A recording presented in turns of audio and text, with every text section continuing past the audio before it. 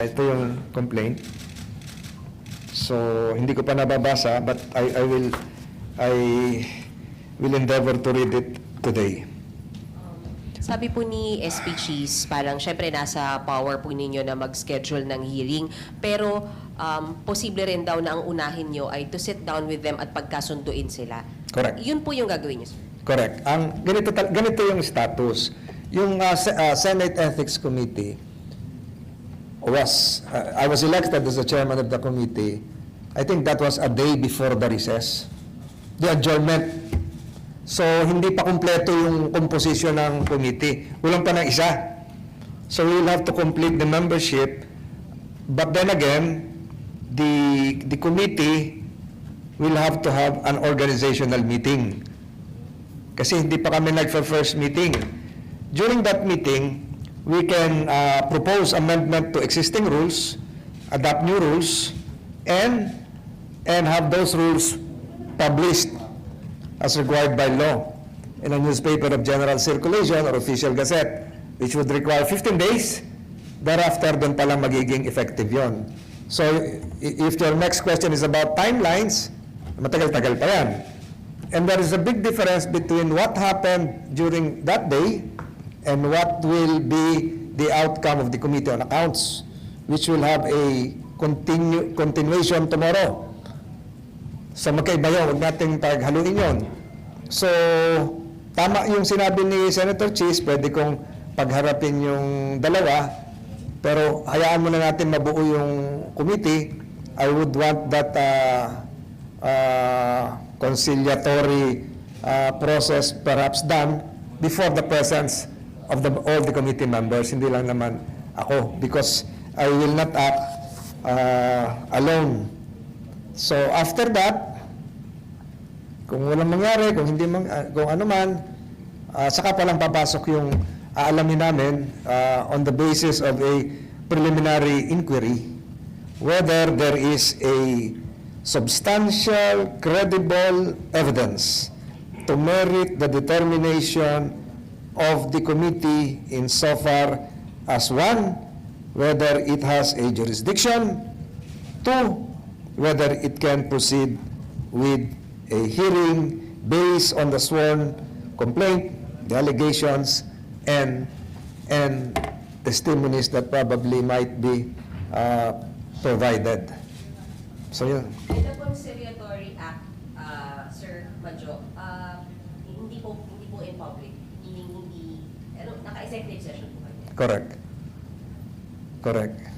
Ayaw naman namin na isa publiko lahat yung pag-uusapan doon. Although these are matters of public interest, mas maganda na magkausap muna.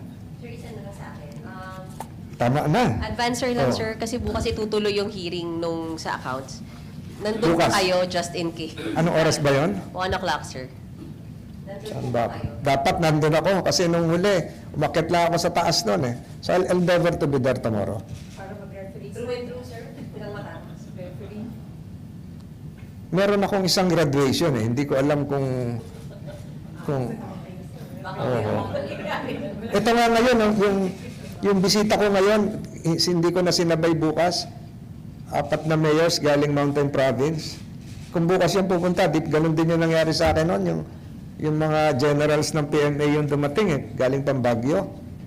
Nag-drive sila, kaya umakyat ako. So, we will first complete the committee, and then perhaps if we have time, have an informal committee meeting on the 17th of July. Malapit na yon. Kasi yun din yung hearing ko ng bicameral conference concerning the Maritime Zones Law. informal meeting, sir, ng Ethics Committee. Yun yung kasi kulang pa kami, na Ethics Committee. Oo. Yes, correct. Sir, anong Hindi informal, organizational. organizational? So, hindi pa matatakal, sir, doon yung ethics complaint? Hindi pa. So, kulang kami na isang member, tapos yung rules na siguro papadala ko sa kanila bukas doon sa mga members. Kung nabanggit po ninyo. Kailangan i-elect yun ng ano eh, ng plenary sa 22 o 23. Pero dun sa current number po ng members, you can act na. May quorum naman. Quorum na po. May quorum naman. And then so yung, sabi nyo nga, susubukan yung conciliatory vote. Ano yun, sir? Wala yun sa rules, di ba? Ano lang po yun?